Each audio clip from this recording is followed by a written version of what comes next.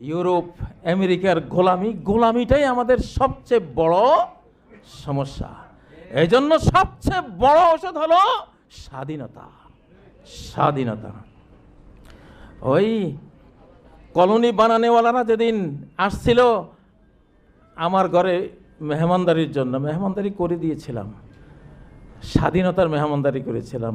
স্বাধীন বাংলাদেশ জিন্দাবাদ, মুক্ত বাংলাদেশ জিন্দাবাদ, হিন্দুস্তানি রাজাকার ধর ধর মার মার।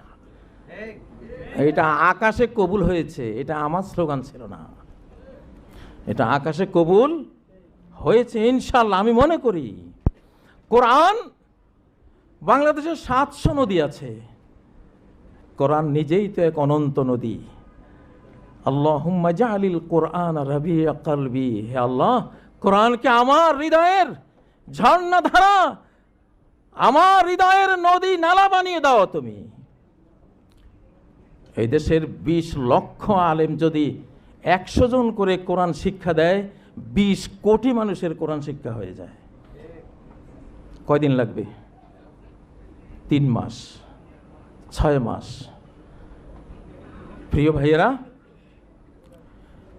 মাহমুদুল হাসান দেওবন্দি রহমতুল্লাহ আলাইহি যখন ব্রিটিশের কারাগারে 4 বছর ছিলেন, 4 বছর শেষে এসে যেই কথাটি বলেছিলেন যে জেলে গিয়ে বুঝলাম আমরা আলিম সমাজ কোরআনের প্রতি গুরুত্ব দেই না।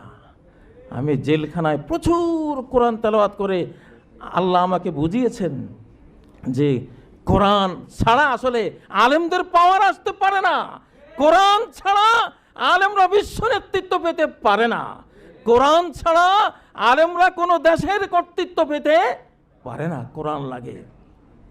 ফ্রান্স যখন আলজেরিয়া আক্রমণ করে, ফ্রান্সের একজন মৌলানা আল্লামা বাদায়ুনি রহমতুল্লাহ আলাইহি গোটা আলজেরিয়ায় কোরআনের ভোরের মক্তব মাদ্রাসা, রাতের বিদ্যালয় তৈরি করে ফ্রান্সকে মেরে সেখান থেকে ভাগিয়ে দিয়েছিলেন কোরআন দিয়ে। যখন সমগ্র ইউরোপ সালাহউদ্দিন আইয়ুবীর উপরে হামলে পড়েছিল,